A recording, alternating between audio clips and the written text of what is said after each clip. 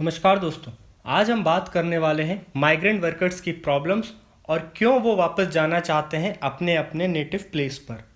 साथ ही आज हम समझेंगे माइग्रेंट्स और रिफ्यूजी में क्या बेसिक डिफरेंस होता है। सेकंड, माइग्रेशन को कितने टाइप्स में क्लासिफाई किया गया है हमारे यहाँ, और हमारी गवर्नमेंट चाहे वो सेंटर हो या स्टेट क्या रिस्पॉन्सिबिलिटी होनी चाहिए इस वक्त और क्या वो एक्चुअली में कर रही है। तो चलिए स्टार्ट करते हैं आज का हमारा डिस्कशन।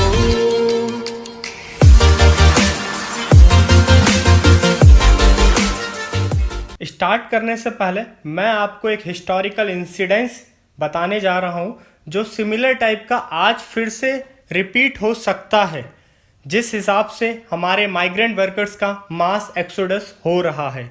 जैसा हम जानते हैं, कोरोना जैसे ही वायरस 1918 में स्पेन में हुआ था, जिसको हम स्पेनिश फ्लू के नाम से जानते हैं। यहाँ पे 1918 बहुत इम्पॉर्टेंट साल है। आप जानेंगे कि इस टाइम पर इंडिया एक ब्रिटिश कॉलोनी हुआ करता था और 1914 से 1918 के बीच में फर्स्ट वर्ल्ड वॉर लड़ा जा रहा था। उस टाइम पर इंडिया के कुछ सोल्जर्स यूरोप में ब्रिटिश की तरफ से लड़ रहे थे।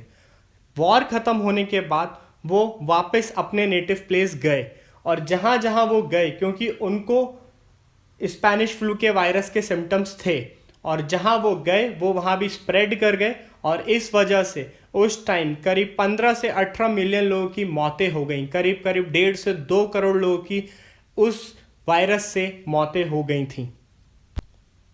ये इंसिडेंट्स मैंने इसलिए बताया कि उनका भी कोई स्क्रीनिंग, क्वारंटाइन या उनका कोई मेडिकल चेकअप नहीं किया गया, जो आज भी वैसा ही हो रहा है। Migrant workers without screening, without proper quarantine अपने अपने नेटिव प्लेस जा रहे हैं। तो इस इंसिडेंट से हमें कुछ सीखना चाहिए। अब चलते हैं हमारे नेक्स्ट डायमेंशन पे कि माइग्रेंट और रिफ्यूजी में बेसिक डिफरेंस क्या होता है। माइग्रेंट दोस्तों चॉइस से किया जाता है। चॉइस होती है, खुद की मर्जी से कोई जाता है फॉर बेटर अपॉर्चुनिटी। उसे health, education, standard of living, इन सब की अपॉर्चुनिटीज़ के लिए वो एक जगह से दूसरी जगह शिफ्ट होता है। वहीं रिफ्यूजी फोर्सफुली किया जाता है। अगर उसके यहाँ कोई रिलीजियस परसिक्यूशन होता है, जैसा कि रोहिंग्या मुस्लिम का म्यांमार में हुआ, या एथनिक क्लैश होते हैं जैसे हमारे नॉर्थ ईस्ट में हो रहे हैं, या कोई कास्ट का क्लैश हो रहा हो, या वहाँ पे कोई इन्वायरमेंटल डिजास्टर हो गया हो, जैसे अर्थक्वेक आ गया हो, फ्लड आ गया हो, उस टाइम पे वो अपना एग्जिस्टिंग प्लेस को छोड़कर दूसरी जगह शिफ्ट होते हैं। उसको हम कहते हैं रिफ्यूजी। अब हम बताते हैं आपको कौन कौन माइग्रेंट्स हैं हमारे इंडिया में। तो पहला जो माइग्रेंट का क्लासिफिकेशन किया गया है वो है internal migration. Internal migration means migration come from with in India. Means ये बेसिकली बहुत सर्विस क्लास और अपर क्लास माइग्रेशन होता है। इसमें कोई फाइनेंशियल इनसिक्योरिटी की जैसी कोई चीज़ नहीं होती है। सेकंड होता है हमारा इनफॉर्मल माइग्रेशन। ये होता है जो लो इनकम वर्कर्स होते हैं, वो जॉब जहाँ करते हैं उनके कोई फॉर्मल कॉन्ट्रैक्ट्स नहीं होते हैं, वो हायर एंड फायर बेसिस पे काम करते हैं। जब काम हुआ करवाया और जब नहीं हुआ तब निकाल दिया। उनको कोई सोशल बेनिफिट्स नहीं मिलते, ना ही उनका कोई इंश्योरेंस होता है, और बाकी सारे उनके बेनिफिट्स नहीं मिलते हैं। तीसरा और लास्ट जो हमारा माइग्रेशन कैटेगरी में है वो है सर्कुलर माइग्रेशन। ये इंपॉर्टेंट इसमें ये चीज़ है कि जो माइग्रेट करता है वो पूरी फैमिली को लेके नहीं करता, उसमें से कोई एक मेन, स्पेशली मेल, वो घर से बाहर जाता है और सिटी, शहर और विलेजेस जो भी हो वहाँ जा जाके वो काम करता है, जिस हिसाब से उसे काम मिलता है, और वो वापस आ जाता है एक टाइम बाद अपने नेटिव प्लेस पर। ये बेसिकली बंजारे टाइप होते हैं, डेली वेजर्स होते हैं, जो ये इस माइग्रेशन की कैटेगरी में आते हैं। अब हम एक नज़र डालते हैं माइग्रेशन की डाटा पे। इंडिया में 2011 के सेंसस के हिसाब से 45 करोड़ इंटरनल माइग्रेंट इंडिया में है, जो कि लगभग 37% हमारी टोटल कंट्री का पॉपुलेशन है। आप देखेंगे 121 करोड़ में से 45 करोड़ सिर्फ इंटरनल माइग्रेंट है। एक और डाटा कहता है इकोनॉमिक सर्वे का 2016 में कि इंडिया में जो टोटल वर्कफोर्स है वो नियरली 50 करोड़ है, और उस 50 करोड़ में से 10 करोड़ सिर्फ माइग्रेंट है। Means 20% of all our total workforce is are migrant, जो कि इकोनॉमिक सर्वे के डाटा ने कहा है। कुछ लोग अभी ये भी आर्ग्यू कर रहे हैं कि 45 से 50 दिन माइग्रेंट अपनी सेविंग से क्या घर नहीं चला सकते।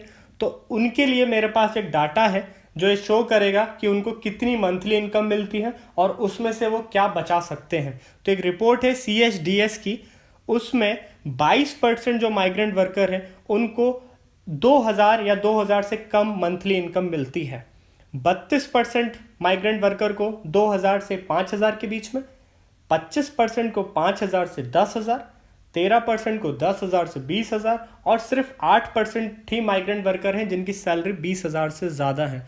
तो क्या है वो 22%, 32% जो है जिनकी सैलरी 5,000 से भी कम है, क्या वो 45 से 50 दिन चल सकते हैं? क्या उनकी सेविंग इतनी होनी चाहिए? ये आप खुद पूछिए। अब हम चलते हैं हमारे नेक्स्ट सेक्शन पे कि क्या कमियां रही हैं गवर्नमेंट और गवर्नमेंट मशीनरी की इस पूरे माइग्रेंट क्राइसिस को हैंडल करने में। तो जो पहला पॉइंट है वो है गवर्नमेंट मशीनरी, जो सबसे ज़्यादा फ्रंट में है अभी पुलिस। आप देखेंगे पुलिस उनके मूवमेंट को रोक रही है बॉर्डर पे, उनको भी ऑर्डर है बट वो उनको हरास कर रही है कहीं ना कहीं, और उनका जो क्वारंटाइन में डाल रही है वो वहाँ काफ़ी पुअर फैसिलिटी है, specially vulnerable section like pregnant woman, old age, child. Second जो बहुत कमी है कि गवर्नमेंट के पास टाइम टू टाइम मीडिया की भी रिपोर्ट आई है, इंडिपेंडेंट भी रिपोर्ट आई थी आफ्टर लॉकडाउन 1.0 के बाद कि यहाँ पे मास एक्सोडस की सिचुएशन बन सकती है अगर हमने प्रॉपर रिलीफ पैकेज नहीं दिया। बट गवर्नमेंट का वेकअप कॉल बहुत लेट हुआ, और जब हुआ तब देखेंगे कि कई मजदूरों की जान जा चुकी है या जान जा रही है। क्योंकि आप देखेंगे 50 दिन कम नहीं होते गवर्नमेंट को माइग्रेंट वर्कर के पास पहुंचने के लिए और उनकी जो ग्रेवांसेस हैं उनको रिड्रेसल करने के लिए।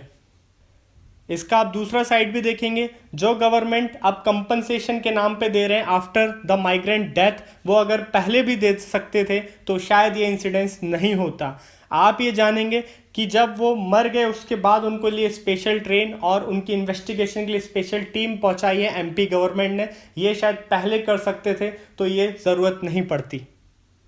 एक और जो मेन कारण है गवर्नमेंट का, कम्युनिकेशन गैप नहीं हो पा रहा वर्कर के साथ प्रॉपरली। आप देखेंगे कि उनको मेल किया जा रहा है या व्हाट्सएप पे उनको फॉर्म भेजा जा रहा है जिसको फिलअप करके परमिशन ले सकते हैं, बट क्या एक माइग्रेंट वर्कर मेल की उसके पास एक्सेस हो पाएगी, या फिर उसके पास स्मार्टफोन है ताकि वो व्हाट्सएप पे वो रिसीव कर ले, और वो भी फॉर्म कई स्टेटों में तो इंग्लिश में भरवाया जा रहा है। तो ये सब कहीं ना कहीं देखेंगे बहुत ही हैस्टी प्रोसेस कर दिया है माइग्रेंट वर्कर्स के लिए। एक तरफ गवर्नमेंट बोलती है सोशल डिस्टेंसिंग मेंटेन करिए, घर पर रहिए, बट ये दोनों चीज़ें मिडिल क्लास और अपर क्लास के लिए बहुत इजी है, प्रिविलेज है, लग्जरी है।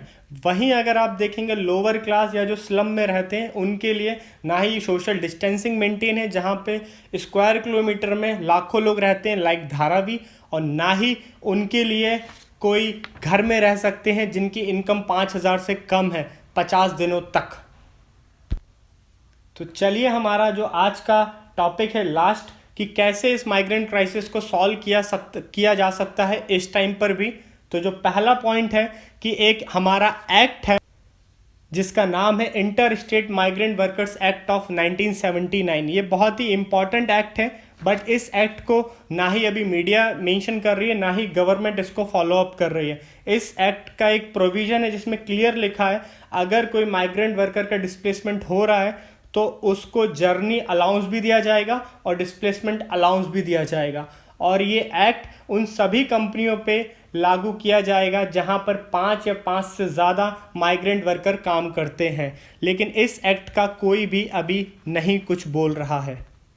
सेकंड जो ये सॉल्यूशन है कि हमें स्क्रीनिंग बहुत अच्छी करनी चाहिए दोनों जगह पे, जहां से स्टार्ट हो रहा है मींस जहां से इन है और जहां पे आउट है।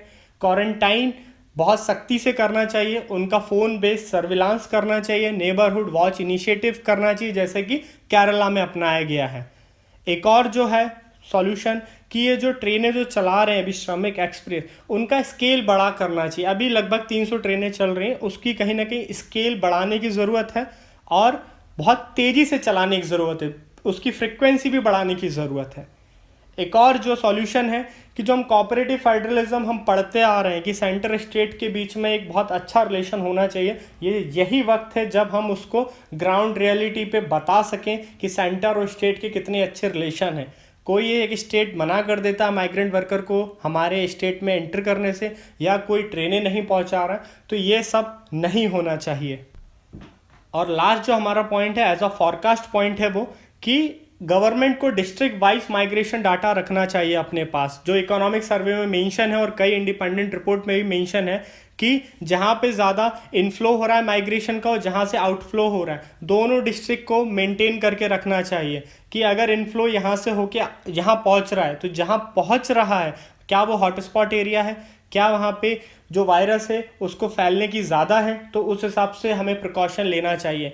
One size fit for all approach यहाँ नहीं चलेगा, हमें हर जोन के हिसाब से अलग अलग प्लान करना पड़ेगा ताकि ये जो मास एक्सोडस जो हो रहा है ये हमें 1918 की तरह रिजल्ट ना दे। अगर हमें इसे कम करना है तो हमें इफ़ेक्टिव और बहुत तेज़ी से इस पर काम करना होगा। तो आई होप ये पूरा टॉपिक आज माइग्रेंट वर्कर्स का आपको समझ में आया होगा। अगर आपको मेरा काम पसंद आ रहा है तो प्लीज़ शेयर कीजिए, लाइक कीजिए एंड सब्सक्राइब कीजिए। और आपको कोई और इसी टाइप में कोई नया टॉपिक चाहिए तो प्लीज़ कमेंट बॉक्स में मुझे बताइएगा। Thank you.